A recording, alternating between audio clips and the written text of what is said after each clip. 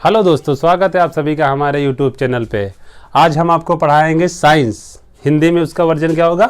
विज्ञान। देखिए, जो साइंस है, साइंस जो शब्द आया है वो हमारा लैटिन भाषा का है। किस भाषा का है? लैटिन भाषा का है। और जो लैटिन भाषा था, वो लैटिन भाषा में जो साइंस का जो अर्थ था वो था साइंस्टिया। साइंस्टिया। अभी जो लैटिन भाषा में साइंस्टिया था, इसका जो मतलब था वो था टू नाउ। वो था टू नाउ। आपका जो साइंस है उसका जो हिंदी वर्जन होगा वो तो विज्ञान होगा। जो साइंस है शब्द है वो लैटिन भाषा के साइंस्टिया से आया, जिसका मतलब होता है टू नाउ, मतलब जानना। जानना होता है साइंस। अब साइंस की अगर हम परिभाषा लें तो क्या लेंगे? साइंस वह व्यवस्थित ज्ञान या विद्या है जो अवलोकन या विचार या व्यवस्थित तरीके से की जाती है, वही हमारी विज्ञान है। मतलब नई नई हमारे जो माइंड में नई नई चीज़ें खोजने की जो मान लीजिए जो हमारे अंदर कैपेसिटी होती है, वही क्या है? विज्ञान है। नई नई चीज़ों के विषय में पता करना ही क्या है? विज्ञान है। आज हम विज्ञान के विषय में ही पढ़ेंगे। ये तो विज्ञान हो गए। अब विज्ञान के कितने पार्ट में डिवाइड किया गया है ये हम पढ़ रहे हैं। विज्ञान को 3 भागों में डिवाइड किया गया है। विज्ञान को 3 भागों में डिवाइड किया गया, पहला, दूसरा और तीसरा। पहला सबसे हमारा ले लीजिए भौतिक विज्ञान। भौतिक विज्ञान, इंग्लिश इसका वर्जन क्या होगा? फिजिक्स। फिजिक्स। दूसरा हमारा क्या हो जाएगा? केमिस्ट्री। हिंदी में इसका वर्जन क्या हो जाएगा? रसायन विज्ञान। रसायन विज्ञान। थर्ड इसका क्या हो जाएगा? बायोलॉजी। बायोलॉजी। हिंदी में इसका वर्जन क्या हो जाएगा?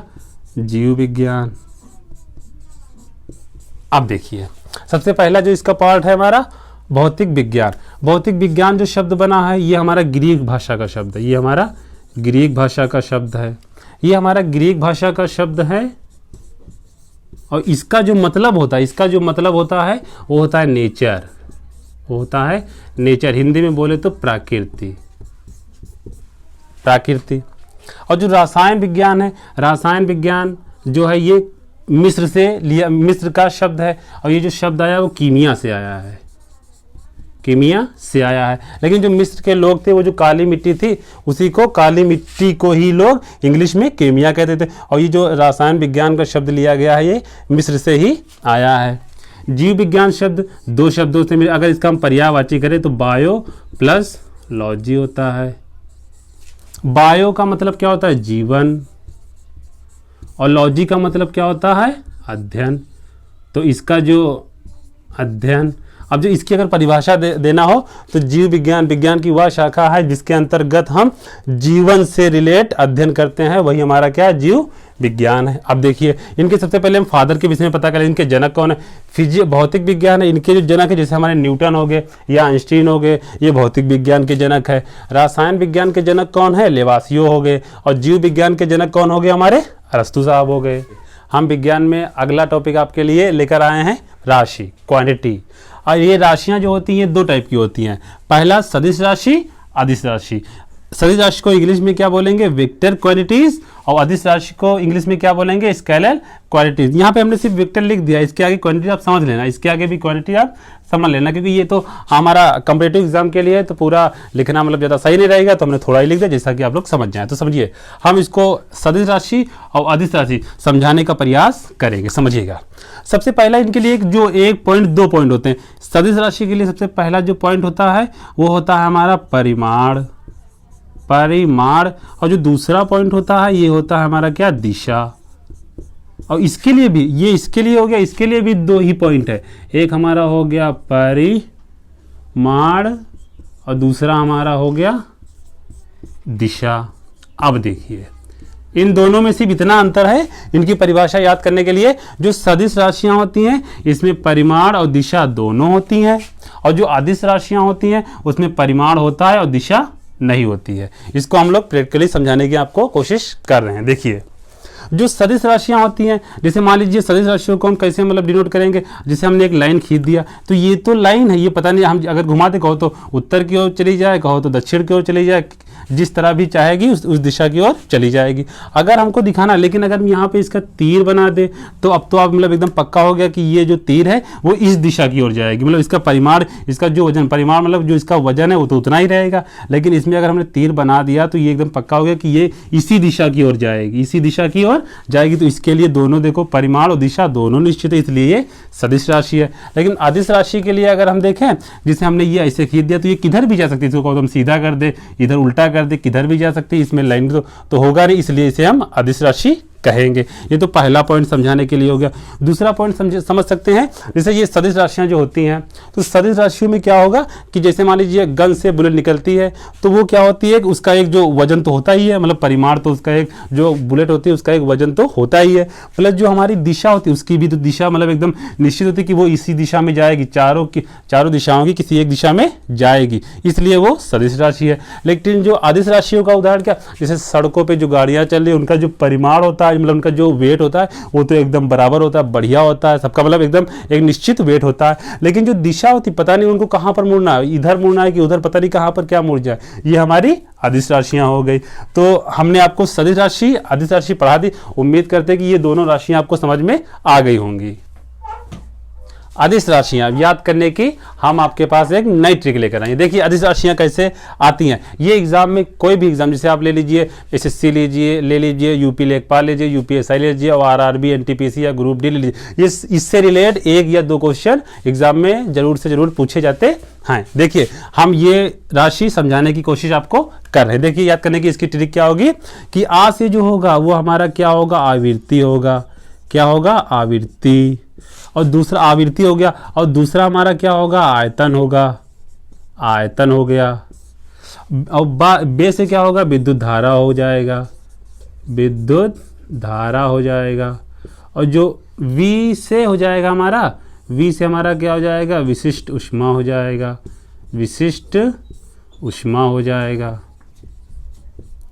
और हमारा ता से क्या हो जाएगा, ता से हमारा तापमान हो जाएगा, ता से तापमान हो गया। छोटा बड़ा ऊ से क्या हो गया, ऊंचाई हो गया, ऊंचाई हमारा एक हो गया। एक हमारा ऊर्जा हो गया, एक हमारा ऊष्मा हो गया। ये देखिए फिर का से हमारा क्या हो जाएगा, कोण हो जाएगा। का से क्या हो जाएगा, कोण हो जाएगा। आ से हमारा क्या हो जाएगा, आयतन। यहाँ लिख दीजिए, चलिए आयतन यहाँ पे ना लिखिए। और बड़ा से यहाँ पर क्या हो गया, आयतन हो गया। और दर से इन दोनों से क्या हो जाएगा, द्रव्यमान हो जाएगा, द्रव्यमान हो गया। कर से क्या हो जाएगा, कार्य हो जाएगा। क्या हो जाएगा, कार्य। घा से क्या हो जाएगा, घनत्व हो जाएगा। और रा से क्या हो जाएगा, रेडियोधर्मी हो जाएगा, रेडियोधर्मी हो जाएगा। और चले से क्या हो जाएगा, चाल हो जाएगा। देखिए ये ट्रिक, आ बेबी ताऊ का आदर कर घर चले। आप लोग हमारे साथ बोलिए, आ बेबी ताऊ का आदर कर घर चले, आ बेबी ताऊ का आदर कर घर चले। तो देखिए आ से आवृत्ति हो जाएगी, बे से विद्युत धारा हो जाएगी, वी से विशिष्ट ऊष्मा हो जाएगी, ता से तापमान, बड़ा ऊ से ऊंचाई, ऊर्जा या ऊष्मा हो जाएगी। का से कोण हो जाएगी, आ से आयतन हो जाएगी, दर से द्रव्यमान हो जाएगा, कर से कार्य हो जाएगा, घर से घनत्व हो जाएगा, चाल से चाल हो जाएगा, घा से घनत्व और रा से रेडियोधर्मी हो गया। ये सारे एग्जाम में ही आपके पूछी जाती है। इनके अलावा अदिश राशियों के कोई और उदाहरण है ही नहीं, और है ही नहीं भाई, इन्हीं में से कोई आपके लिए एक पूछ ली जाती है। देखिए हमने इससे पहले अदिश राशियों के बारे में बताया, अब देखिए सदिश राशियों के बारे में। सदिश राशियों की और अदिश राशियों की जो डिफिनेशन होती है या फिर उसके जो एप्लीकेशन होगी वे हमने आपको बता ही दिया। अब हम आपके इसके उदाहरण बता रहे हैं। इसके वो जो अदिश राशि से उसको याद करने की ट्रिक के लिए सही थी, लेकिन इसके लिए मतलब ज़्यादा ट्रिक नहीं, इसके लिए आप एक बार ही हम बताएंगे और आपको समझ में आ जाएगा। देखिए आप दो वर्ड याद रखिएगा, सदिश राशि को याद करने के लिए दो वर्ड याद रखिएगा। एक तो हमारा वर्ड याद रखिए, एक हमारा याद रखिए बल याद रखिए, और एक याद रखिए क्षेत्र। ये जरा तीन वर्ड आप याद कर लीजिए, व बल क्षेत्र, व बल क्षेत्र। देखिए ये वर्ड इनमें जिसमें भी मिल जाएगा वो हमारी कौन सी राशि होगी, सदिश राशि होगी। बल जिसमें मिल जाएगा वो भी हमारी कौन सी राशि होगी, सदिश राशि होगी। और क्षेत्र जिसमें मिल जाएगा वो भी हमारी कौन सी राशि होगी, सदिश राशि होगी। देखिए जैसे वा वेग मिल गया, ये सदिश राशि है। पूरा वा मिल गया सदिश राशि है। वा मिल गया कैसी, सदिश राशि है। ये बल है, अब बल ये जरा हटा दीजिए, वैसे वा मिल गया तो ये कैसी राशि है, सदिश राशि है। अब विस्थापन वा मिल गया कैसी राशि है, सदिश राशि है। वा मिल गया कैसी राशि है, सदिश राशि है। बल मतलब ये तो ये बल अगला हमने ले लिया बल, और वो यहीं से ले लीजिए, ये बल यहाँ से आ गया। ये बल आघूर्ण बल, उत्प्लावक बल, गुरुत्वाकर्षण बल। मतलब कोई भी आपको फिजिक्स की कोई भी क्वांटिटी आपको अगर मिल जाए, अगर उसमें बल लिखा है तो हमारी कौन सी राशि होगी, सदिश राशि होगी। अब देखिए एक अगला वर्ड क्षेत्र। आप कोई भी बल ले लीजिए, चाहे चुंबकीय क्षेत्र ले लीजिए, फिर और से मतलब और चुंबकीय क्षेत्र ले लीजिए, और बहुत से क्षेत्र आते हैं, वो सारी जो क्षेत्र है वो कौन सी राशि होगी, सदिश राशि। लेकिन एक वर्ड एक अलग से अपवाद, जरा एक में अपवाद में हम लिखे दे रहे हैं, अपवाद में लिखे दे रहे हैं कि एक हमारा वो क्या होता है, क्षेत्रफल। क्षेत्रफल ये क्या होता है, लंबाई गुणे चौड़ाई, ये जो होता है। लेकिन ये हमारी सदिश राशि ना हो करके हमारी कौन सी राशि है, ये अदिश राशि। इतना ध्यान रखिएगा बस। चलिए नेक्स्ट टॉपिक हमारा न्यूटन के गति के नियम। जरा न्यूटन के विषय में बता देते हैं। न्यूटन जो है हमारे वो भौतिक के पितामह कहे जाते हैं, वो तो आप सभी लोगों को पता ही है। प्लस जो न्यूटन ने अपने न्यूटन कितने नियम है, 3 नियम है। जो न्यूटन ने अपने जो 3 नियम दिए हैं, उन्होंने 1687 ईस्वी में इनकी एक बुक थी प्रिंसिपिया। कौन सी थी, प्रिंसिपिया। इस बुक में इन्होंने अपने तीनों नियम को बताया। लेकिन ये जो न्यूटन के तीनों नियम हैं, आज हम अपने दैनिक जीवन में इन सारे नियमों को देख रहे हैं। और इनके मान लीजिए अगर ये तीनों नियम इनके ना होते तो आज हमारी जो जीवन में इतना जो बदलाव हुआ ये ऐसे ना आ पाता। मतलब हर चीज़ पे आप जाइए, घर से बाहर निकलिए, आप कुछ भी देखिए तो इनके नियम के एप्लीकेशन आपको जरूर से ज़रूर मिलेंगे। देखिए सबसे पहले इनका जो पहला नियम, जो हमारे न्यूटन थे, इन्होंने 1687 में इनकी एक बुक रिलीज हुई थी, उसका नाम था प्रिंसिपिया। उन्होंने ही अपने तीनों नियम का इसमें जिक्र किया था। देखिए न्यूटन के 3 नियम कहलाते हैं। न्यूटन के 3 नियम है, उन्हीं को हम न्यूटन और लॉ कहते हैं। आप देखिए न्यूटन के 3 नियम है। न्यूटन का सबसे पहले हम पहला नियम पढ़ते हैं। देखिए न्यूटन का जो पहला नियम होगा, वो पहला नियम क्या कहता है, अगर कोई वस्तु रुकी हुई है तो वो रुकी ही रहेगी, अगर कोई वस्तु चल रही है तो चलती ही रहेगी, जब तक कि उस पर हम कोई बाह्य बल लगा के उसमें परिवर्तन ना कर दे। तो वही हमारा क्या, न्यूटन का पहला नियम है। जैसा कि अगर हम देखें, अगर हम स्पेस पे चले जाएं तो उस पर क्या होगा, अगर हम वहाँ पे कोई वस्तु मान लीजिए रख दिए, अगर उसमें कोई किसी भी तरीके से कोई अगर बाहरी फोर्स में लग गया और अगर कुछ भी चालू हो गया, मतलब उसमें कुछ भी अगर मोमेंट आ गया, तो वस्तु हमेशा चलती ही रहेगी, जिंदगी में कभी रुकेगी नहीं जब तक कि उसको कोई रोकेगा नहीं। ये वो वैसा हो गया। जैसे वैसे ये वस्तु वैसे रुकी हुई है, एकदम अपने विस्थापन की स्थिति में है। अगर इस पर हम कोई बल लगा देंगे, बाहरी बल, तो ये अपनी गति परिवर्तन के थोड़ा आगे बढ़ जाएगी, उसके बाद अपना रुक जाएगी, नहीं तो चलती रहेगी। तो वही जो हमारे न्यूटन का पहला नियम, अगर कोई वस्तु विराम अवस्था में तो विराम अवस्था में है, अगर कोई वस्तु चल रही तो चलती ही रहेगी जब तक कि हम उस पर कोई बाह्य बल लगा के ना परिवर्तन कर दे। ये हमारा न्यूटन का पहला नियम है। लेकिन न्यूटन के पहले नियम को, और ये आते हैं हमारे पेपर में, जैसे ये आता कि न्यूटन के पहले नियम को अगर का जो उदाहरण होगा, वो जैसे हम देखते हैं, न्यूटन के पहले नियम को हम गैलीलियो का नियम भी कहते हैं। गैलीलियो का नियम न्यूटन के पहले नियम को हम गैलीलियो का नियम भी कहते हैं। दूसरा जड़त्व का नियम के भी नाम से जानते हैं, जड़त्व का नियम। ये जो हमारे न्यूटन के नियम है, एक तो न्यूटन का नियम प्रथम नियम, एक अगला क्या हो जाएगा, न्यूटन का प्रथम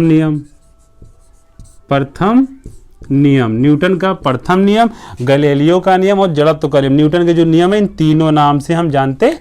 आप देखिए जो बल की परिभाषा निकल के आती है, वो न्यूटन के प्रथम नियम से ही निकल के आती है। ये क्वेश्चन एक बार एसएससी में पूछा गया है कि न्यूटन का जो बल की परिभाषा है, वो न्यूटन के किस नियम से निकल के आती है, वो पहले ही नियम से निकल के आती है। अगर बल की परिभाषा दे तो सिंपल कोई भी है, अगर कहीं भी कुछ भी हम दबाएं या कहीं पर कुछ भी लेटे या कुछ भी हम हाथ से दबाएं, वही क्या है, बल। मतलब अपने हाथ से जो आप किसी वस्तु पे दाब लगाएं, वही क्या है, बल। और बल का आप मात्रक तो जानते ही हैं, ऐसा ही जो मात्रक होता है वो क्या होता है, न्यूटन होता है। अब देखिए बल का जो गैलीलियो का नियम, जड़त्व का नियम, न्यूटन का नियम, ये हमारे तीनों नियम को हम पहले नियम के अकॉर्डिंग जानते हैं। अब देखिए इसके कुछ एप्लीकेशन है, इसके जो एप्लीकेशन है वो हमारे पेपर में पूछे जाते हैं, इसके जो एप्लीकेशन है वो हमारे पेपर में पूछे जाते हैं।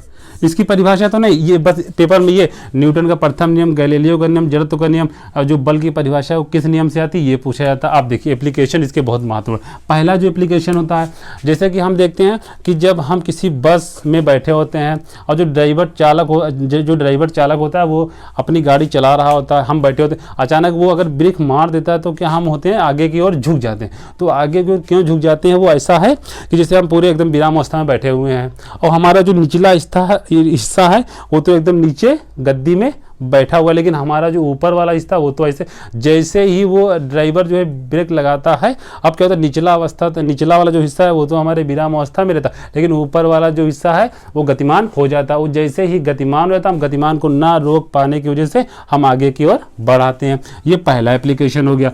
दूसरा एप्लीकेशन हमारा क्या हो गया, जैसे मान लीजिए कोई बस होती है या फिर जो ट्रेनें होती वो अगर चल रही होती हैं, आप अगर उनमें वो ज़्यादा स्पीड से नहीं, थोड़ी अपनी स्पीड से चल रही हो, अगर आप उस पर से उतरते हैं तो क्या होता है, जैसे आप उतरते हैं तो जिस ओर वो जा रही होती है गाड़ी, चाहे ट्रेन हो, चाहे बस हो, चाहे कोई भी गाड़ी हो, जिस ओर जा रही होती उसी ओर जैसे आप कूदेंगे उसी ओर भागते हुए जाएंगे। क्यों? क्योंकि आपका पूरा जो शरीर था वो विराम अवस्था में था, लेकिन आपने जैसे कूदे वो तो फिर गति अवस्था में आ जाएगी, तो गिरने से बचने के लिए हम उसी की ओर भाग जाते हैं। ये दूसरा पॉइंट रहा।